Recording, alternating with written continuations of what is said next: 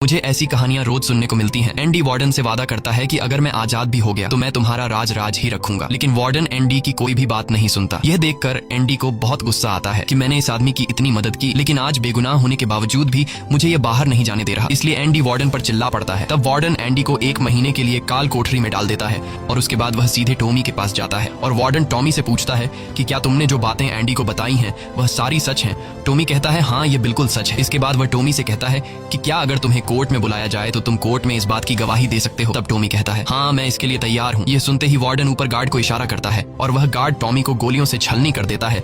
इसके बाद warden Andy के पास जाता है और उसे कहता है कि टॉमी ने भागने की कोशिश की थी, इसलिए उसे गोली मार दी गई। लेकिन एंडी समझ जाता है कि टॉमी को क्यों मारा गया और एंडी मन ही मन सोचता है कि वार्डन बहुत ही घटिया इंसान है। एंडी वार्डन से कहता है कि आज के बाद मैं तुम्हारा काम कभी नहीं करूंगा। तब वार्डन कहता है कि मेरा काम तो तुम्हें ही करना पड़ेगा, वरना मैं यह जेल तुम्हारे लिए नरक बना दूंगा। और जाते हुए वार्डन सिक्योरिटी गार्ड से कहता है कि उसे 1 और महीने के लिए काल कोठरी में रखो। काल कोठरी एक बहुत ही खौफनाक जगह थी जहां काले अंधेरों में कैदी को पूरे 1 महीने रहना पड़ता था। अब एंडी इस काल कोठरी में 1 महीना तो बिता चुका था, लेकिन अब उसे 1 और महीना उसी अंधेरे वाले छोटे से कमरे में बिताना पड़ेगा। बाहर पूरे जेल में यह खबर फैल जाती है कि एंडी उस गुनाह की सजा काट रहा है जो उसने कभी किया ही नहीं था। जेल के अंदर मौजूद सभी कैदियों को एंडी के लिए बहुत दुख होता है। अब काल कोठरी में पूरे 2 महीने गुजारने के बाद जब एंडी बाहर आता है तो रेड उसके पास आता है। एंडी रेड से पूछता है कि क्या तुम कभी इस जेल से बाहर निकल पाओगे। रेड कहता है हाँ, लेकिन तब जब मैं बहुत बूढ़ा हो गया होऊंगा और मेरा दिमाग काम करना बंद कर देगा। एंडी कहता है कि मैं यहाँ से निकलकर मेक्सिको जाऊंगा। मेक्सिको में समुद्र किनारे एक बहुत खूबसूरत जगह है। कहा जाता है कि इंसान अपने आप को वहाँ खो देता है। मैं वहाँ अपना एक रेस्टोरेंट खोलूंगा, समुद्र किनारे अपनी नाव की रिपेयर करूंगा और वहाँ मुझे एक जोगाड़ी आदमी की जरूरत पड़ेगी जो मेरे लिए बाहर से सामान लाया करेगा। असल में वह रेड की तरफ इशारा कर रहा था। रेड ये सुनकर कहता है कि उम्मीद बहुत खतरनाक चीज होती है,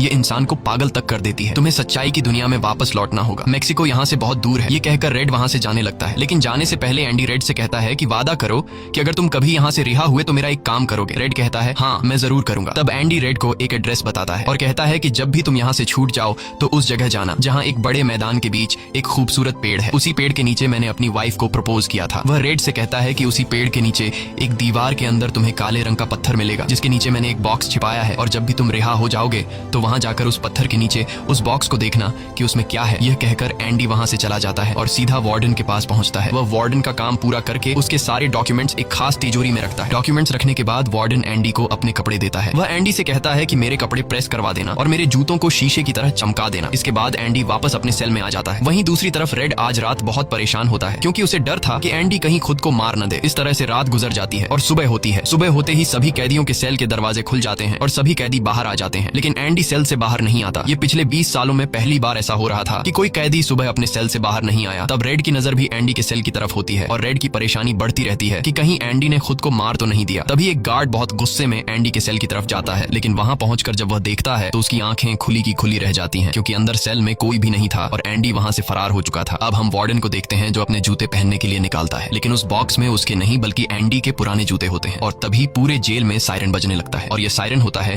किसी कैदी के भागने का। वार्डन तेजी से एंडी के सेल में जाता है और वहां वह देखता है कि एंडी नहीं है। इसके बाद वह सिक्योरिटी गार्ड से कहता है कि जाओ और रेड को बुलाकर लाओ, क्योंकि वह हमेशा एंडी के साथ रहता था। यहाँ पर रेड को भी बुलाया जाता है। वार्डन रेड से पूछता है कि यह एंडी कहाँ है। रेड कहता है कि मुझे क्या पता। इस बात पर वार्डन को बहुत गुस्सा आता है। वह कहता है क्या वह कोई भूत था जो रातों रात यहाँ से गायब हो गया। गुस्से में वार्डन वहाँ पड़े पत्थर उठाता है और उनसे गार्ड्स और रेड को मारने लगता है। और एक पत्थर वह उस पोस्टर पर भी मारता है जो दीवार पर लगा होता है, पर पत्थर टकराकर नीचे नहीं गिरता बल्कि पोस्टर के आर पार हो जाता है। और जब वार्डन उसके अंदर हाथ डालता है तो देखता है कि एंडी ने वहाँ एक बहुत बड़ी सुरंग बना रखी थी, जिसे देखकर सब हैरान हो जाते हैं क्योंकि यह दीवार बहुत मजबूत होती है। बिना मशीन के इस दीवार में सुरंग बनाना लगभग नामुमकिन था, पर एंडी ने नामुमकिन को मुमकिन कर दिखाया और यहाँ से फरार हो गया। इसके बाद सभी गार्ड्स वहाँ जाते हैं जहाँ से एंडी बाहर निकला था। वहाँ उन्हें एंडी के पुराने कपड़े और वह हथौड़ी मिलती है जो आज से 20 साल पहले एंडी ने रेड से मंगवाई थी। ये वही हथौड़ी होती है जिससे पिछले 20 सालों से एंडी अपनी सेल की दीवार में सुरंग बना रहा था। 20 सालों से एंडी ने यह काम इतनी बारीकी से किया कि किसी को पता तक नहीं चला। साथ ही दीवार से जो भी मिट्टी निकलती थी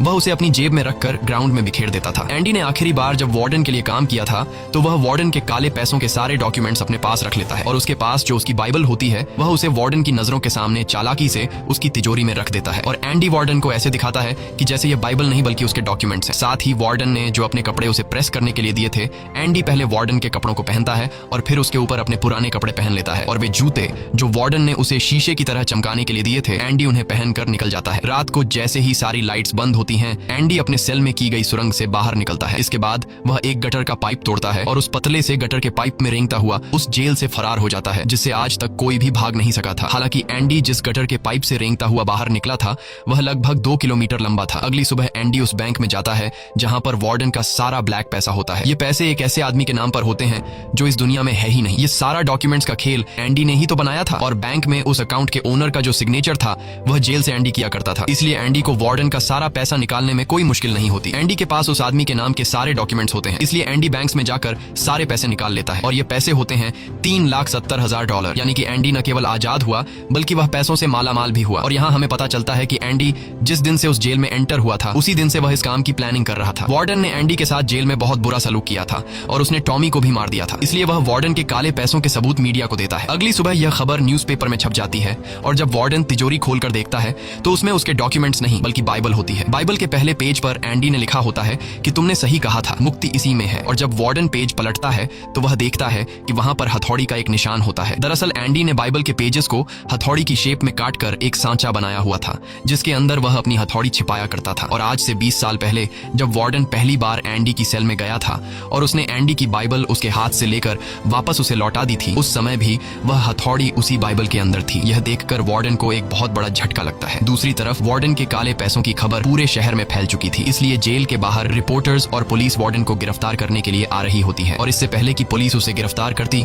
वार्डन अपने आप को गोली मार देता है। कुछ समय बीतने के बाद एंडी के दोस्त रेड की सजा भी माफ कर दी जाती है और उसे गवर्नमेंट की तरफ से एक नौकरी भी दिलाई जाती है। पर बाहर की दुनिया में रेड का दिल बिल्कुल नहीं लगता, क्योंकि उसने अपनी जिंदगी के 40 साल जेल में गुजारे थे। रेड भी उसी कमरे में रहता है जहां पर ब्रुक्स रहा करता था, और रेड भी अपनी जान देना चाहता है। पर तभी उसे याद आता है कि उसने एंडी से वादा किया था। इसके बाद वह उस जगह के लिए गाड़ी में रवाना हो जाता है, और वह उस बड़े घास के मैदान में जाता है जहां पर एक बहुत बड़ा पेड़ होता है, साथ ही पत्थरों की दीवार भी होती है। उस दीवार पर एक काले रंग का पत्थर होता है, और जब वह उस पत्थर को उठाता है तो उसके नीचे एक बॉक्स होता है। उस बॉक्स के अंदर कुछ पैसे और एक लेटर होता है। ये लेटर एंडी का होता है। उस लेटर में लिखा होता है कि एंडी रेड का उसी जगह पर इंतजार कर रहा है जिस जगह के बारे में एंडी ने रेड को जेल में बताया था। उसके आगे एंडी ने लिखा होता है कि उम्मीद अच्छी चीज होती है। इसके बाद रेड उस जगह पहुंच जाता है, और जब वह समुद्र किनारे जाता है तो वो देखता है कि एंडी नाव में बैठकर अपनी नाव ठीक कर रहा है।